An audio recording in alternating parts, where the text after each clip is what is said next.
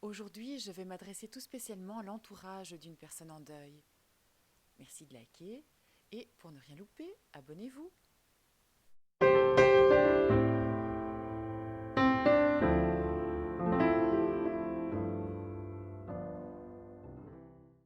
Que faire? Que dire? Comment agir quand une personne de notre entourage est en deuil? On a tous envie de bien faire. On voudrait soulager, on voudrait consoler et parfois les mots nous manquent. On ne sait pas que dire. Est-ce qu'il faut parler? Est-ce qu'il faut ignorer? Est-ce qu'il faut feindre? Certaines personnes commettent des maladresses sans le savoir. Alors, de quoi a besoin une personne en deuil? Généralement, dans les premiers temps, une personne en deuil est assez bien entourée. Elle a sa famille, ses amis, des tas de personnes viennent prendre de ses nouvelles et essaient d'apporter leur contribution comme ils le peuvent. C'est chouette. C'est très agréable de recevoir un plat qui est déjà préparé, d'avoir une proposition pour garder les enfants, d'avoir un petit coup de main pour une chose ou l'autre, d'être invité pour aller faire une petite promenade dans un parc ou pour aller faire un tour dans les magasins. Ce sont toutes des attentions qui sont vraiment gentilles et qui peuvent être appréciées par la personne en deuil. Cependant, tout le monde n'a pas les mêmes désirs et donc il est bon d'en tenir compte et de ne pas s'imaginer des choses qui feraient du bien à la place de la personne en deuil. Le mieux est de rester à l'écoute et d'essayer de répondre à ce qui sont réellement ses besoins et de ne pas agir comme il nous semble à nous qu'il serait bon d'agir. Après un certain temps, l'entourage est moins présent. Chacun retourne à ses activités, reprend sa petite vie en main et la personne en deuil se trouve davantage isolée. Or, à tout moment dans le deuil, la personne a besoin de s'exprimer, elle a besoin de parler de ce qu'elle traverse, elle a besoin de parler de ses émotions. Mais encore une fois, je vous rappelle que par moment, elle a aussi besoin de pouvoir s'isoler et de pouvoir vivre les choses d'une manière plus intérieure.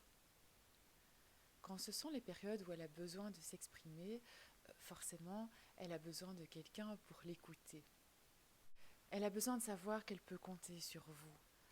Elle n'y fera pas nécessairement appel parce qu'une personne en deuil a parfois besoin de parler, a aussi parfois besoin de s'isoler, ça dépend des moments. Ce dont elle n'a absolument pas besoin, c'est d'être jugée. Elle n'a pas non plus besoin de recevoir 1000 conseils.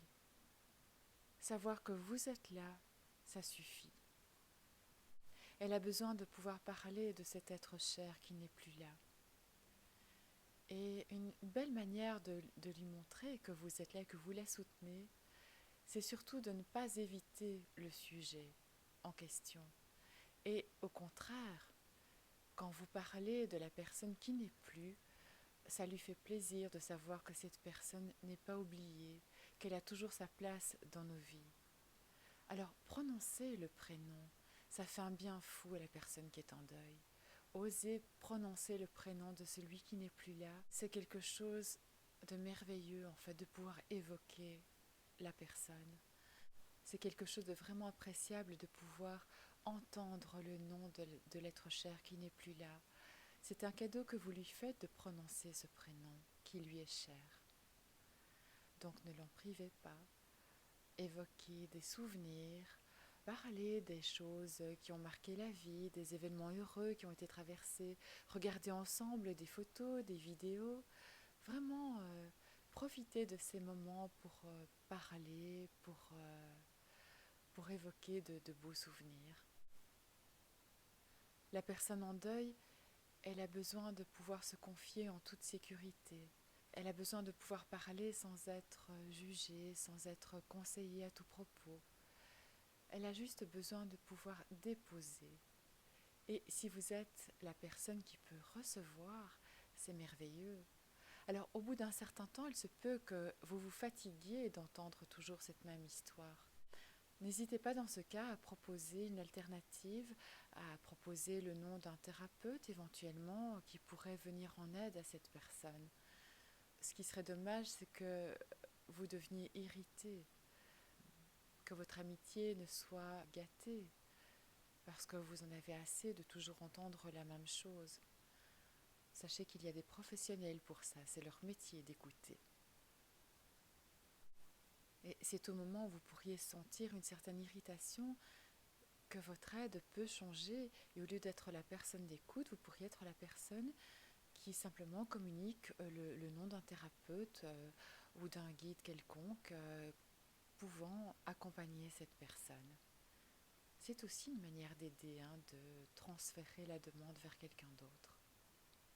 Ce qui peut être très différent, en fait, entre celui qui vit le deuil et celui qui accompagne, c'est la notion de temps, c'est le rythme. Le rythme n'est pas le même suivant qu'on vit le deuil ou suivant qu'on observe quelqu'un qui est en deuil. C'est là que ça pose parfois problème.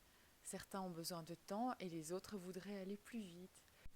Donc retenez bien ceci, si vous faites partie de l'entourage d'une personne en deuil, offrez-lui du temps, de la douceur et de l'écoute. Et si vous vous sentez submergé, n'hésitez pas à proposer l'aide de quelqu'un d'autre. Merci.